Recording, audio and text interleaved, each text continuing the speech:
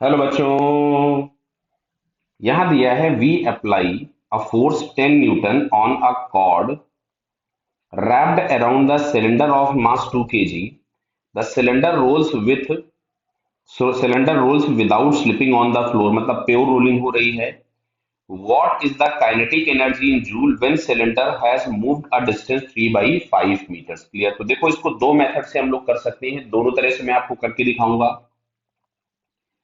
सबसे पहले अगर हम चेक करें तो इस पे एक mg नीचे लगेगा। नॉर्मल रिएक्शन यहां सरफेस से कहीं ऊपर लगेगा। क्लियर। और इस डायरेक्शन में कोई भी एक फ्रिक्शनल फोर्स आ जाएगा एफएस। ऐसा क्यों हुआ सर? क्योंकि ये जो एफ है, ये अगर हम लोगों को एंटी क्लॉकवाइज टॉर्क दे रहा है और स्लिपिंग नहीं होनी है, तो कोई ना कोई ऐसा होना चाहिए जो इस टॉर्क का अगेंस्ट अपोज में है। क्लियर। चलिए, तो अब अगर हम लोग देखें तो सबसे पहले तो जो अप्लाइड फोर्स है वो 10 न्यूटन है और इसका एम दिया है 2 kg, मतलब जो एम जी है वो 20 न्यूटन होगा। तो ये ऊपर तो नहीं जाएगा हवा में, ये बात हमको समझ में आ गई। क्लियर। अब अगर हम देखें इसका इफेक्ट डायग्राम, तो इसके इफेक्ट डायग्राम में हम लोगों को क्या दिखेगा कि इसका सेंटर जा रहा है लेफ्ट में विद सम एक्सेलरेशन है ड्यू टू दिस एफएस, और ये रोटेट कर रहा होगा एंटी क्लॉकवाइज डायरेक्शन में और रोलिंग विदाउट स्लिपिंग दिया है, तो ये जो अल्फा होगा that is a by R. Clear. तो अब अगर हम इस पे नेट हॉरिजॉन्टल फोर्स देखेंगे, तो नेट हॉरिजॉन्टल फोर्स के नाम पे केवल और केवल एफएस है, तो इससे हमने लिखा है FS is equal to M into A. पहला इक्वेशन बन गया। सेकंड अगर हम लोग देखें तो सेंटर के अबाउट अगर हम टॉर्क निकालेंगे तो mg का टॉर्क जीरो है, नॉर्मल का टॉर्क जीरो है। टॉर्क के नाम पे कौन आएगा? जो अप्लाइड फोर्स F है कॉर्ड की वजह, कॉर्ड में जो होगा प्लस फ्रिक्शन, बट इसका रोटेशन हो रहा था इस F की डायरेक्शन में, तो F का टॉर्क बड़ा है, तो F का टॉर्क माइनस Fs का torque is equals to I into alpha. Clear. तो यहां से मैंने F माइनस Fs, मैंने R कॉमन निकाल दिया। आई की जगह में वैल्यूज पुट कर देता हूं, M R square by two cylinder दिया हुआ है बराबर है, तो M R square by two हो गया। अल्फा की जगह हमने लिख दिया ए बाई आर, तो ये सारे आर तो आपस में कैंसिल हो गए। तो यहां से मिल रहा है F minus F S is equals to M A by two. ये आ गया इक्वेशन नंबर 2।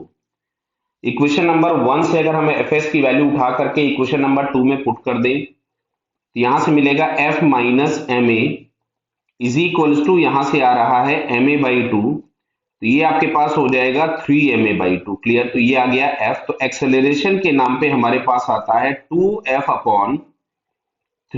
क्लियर। तो चलिए साहब यहाँ पे वैल्यूज पुट कर देते हैं, तो f इज इक्वल टू दिया था 10, तो 2 इंटू 10/3 इंटू m बराबर दिया है 2 kg। तो यहां से हम लोगों को जो एक्सेलरेशन मिला, वो एक्सेलरेशन हम लोगों के पास आ रहा है 10/3 मीटर पर सेकेंड स्क्वायर। क्लियर। बराबर है ये। और एक्सेलरेशन प्लस आए, मतलब जो हमने एज्यूम किया है वही करेक्ट होगा और वही होना भी था। अब तुमसे बोला है 3/5 मीटर जाने के बाद इसकी काइनेटिक एनर्जी क्या होगी। तो यहां से सबसे पहले हम इसके सेंटर की वेलोसिटी फाइंड कर लें, तो V square is equal to U square plus 2as। तो यू स्क्वायर जीरो था प्लस 1/2, ए दिया है हम लोगों के पास 10/3 और एस बोला गया था 3/5 मीटर। कितना? 3/5। तो 5 और 2 से ये 10 कैंसिल हो जाएगा, बराबर है 2as है, सॉरी इट इज 2as। यहाँ पे मैंने 1/2 लिख दिया। क्लियर बेटा। मैं फिर से लिख दे रहा हूं, देखिए यहाँ पे कंफ्यूज मत होइए। तो यहां से मिलेगा 2a, और a हम लोगों के पास था 10/3 इंटू एस हमारे पास था 3/5।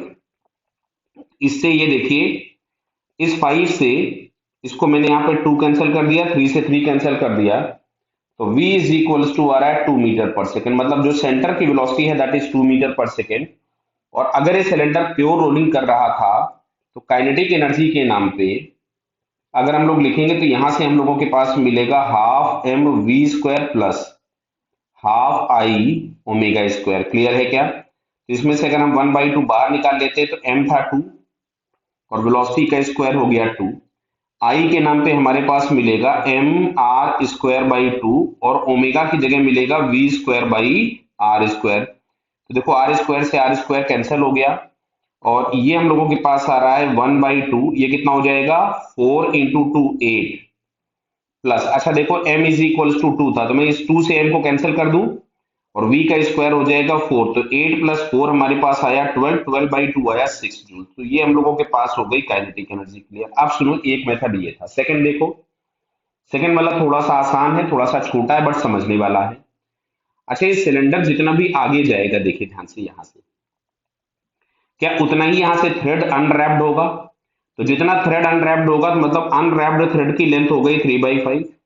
तो जो फोर्स हम लोगों ने अप्लाई किया है एफ, उसका पॉइंट ऑफ एप्लीकेशन भी 3/5 ही मूव करेगा। ये वर्क डन हमारे पास आएगा। तो यहां से देखेगा 10 × 3/5।